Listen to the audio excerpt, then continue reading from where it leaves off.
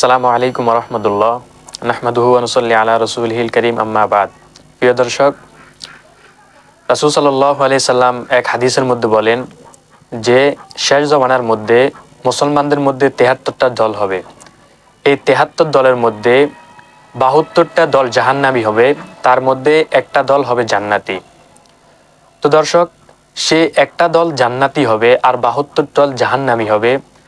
যারা জান্নাতি হবে সেই জান্নাতি লোক কারা? তো হজরত মাওলানা নুরুল ইসলাম অলিফুরি সাহেবের গতকালকে একটা আলোচনা থেকে শুনলাম যে মানুষের মধ্যে, মুসলমানদের মধ্যে কিয়ামতের পূর্বে ৭৩টা দল হবে।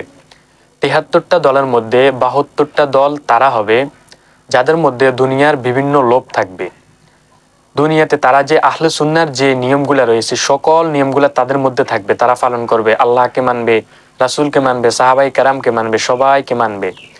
কিন্তু তারাও মুসলমান হবে, তারা জাহান্নামে যাবে এই কারণেই যে তারা সকল নিয়মগুলো মানার পাশাপাশি তারা দুনিয়ার প্রতি অধিক লোভ থাকবে।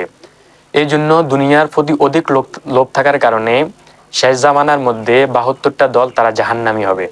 আর যে এক দল জান্নাতি হবে, তারা আল্লাহকে মানবে, রাসূলকে মানবে, যে সকল কিছুকে মানবে, কিন্তু তাদের মধ্যে দুনিয়াবি কোনো লোভ থাকবে না। তাদের উদ্দেশ্য একটাই থাকবে যে আল্লাহকে রাজি করা, আল্লাহ রাসূলকে রাজি করা, এইটাই উদ্দেশ্য থাকবে।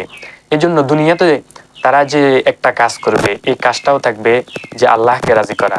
দুনিয়াতে ভালো কাজ করছে তো এই ভালো কাজের উদ্দেশ্য আল্লাহকে রাজি করা, খারাপ কাজ করছে তো এটার উদ্দেশ্য আল্লাহকে রাজি করা। সর্বোপরি কথা হচ্ছে দুনিয়াতে যে কাজই করো না কেন সকল কাজ তাদের উদ্দেশ্য থাকবে আল্লাহ এবং রাসূলকে রাজি করা।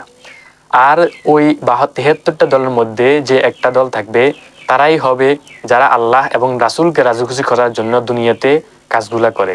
আর কাল কিয়ামতের ময়দানে ওই দলের লোকেরাই হবে জান্নাতি। এজন্য প্রিয় দর্শক, দুনিয়াবি আমাদের যে সকল কাজগুলা আমাদের আল্লাহ এবং রাসূলকে খুশি করার জন্য করা চাই, দুনিয়াবি লোভ না করা চাই।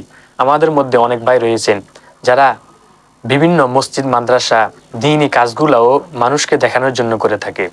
তো এই জন্য আমরা যে অল্প একটু আমল করি এই আমলটুকু যেন আল্লাহ এবং রাসূলকে খুশি করার জন্য হয়। আমরা মানুষকে দেখানোর জন্য না, মানুষ থেকে বাহবা পাওয়ার জন্য না। কারণ আপনি এই দুনিয়াতে সামান্য একটু বাহবা পাবেন, কিন্তু কাল কিয়ামতের ময়দানে আপনি জান্নাত হারালেন। এই জন্য আপনি যদি পুরস্কার নিতে হয়, এর জন্য আপনাকে বাহবা নিতে হয়, তাহলে কাল কিয়ামতের ময়দানে আপনাকে রব্বুল আলামিন দিবেন। কাল কিয়ামতের ময়দানে রব্বুল আলামিন কোটি কোটি মানুষ, দুনিয়ার শুরু থেকে শেষ পর্যন্ত সকল মানুষের সামনে আপনাকে বাহবা দিবে।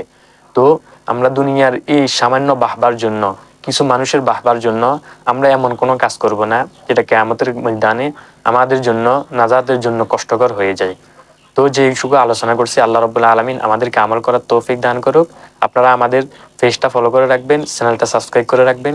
ইনশাআল্লাহ এভাবে যে বিভিন্ন আলোচনা নিয়ে আমি ইনশাআল্লাহ বিভিন্ন সময় আপনাদের জন্য ভিডিও নিয়ে আসবো। আল্লাহ হাফেজ। আসসালামু আলাইকুম ওয়া রাহমাতুল্লাহি ওয়া বারাকাতুহু।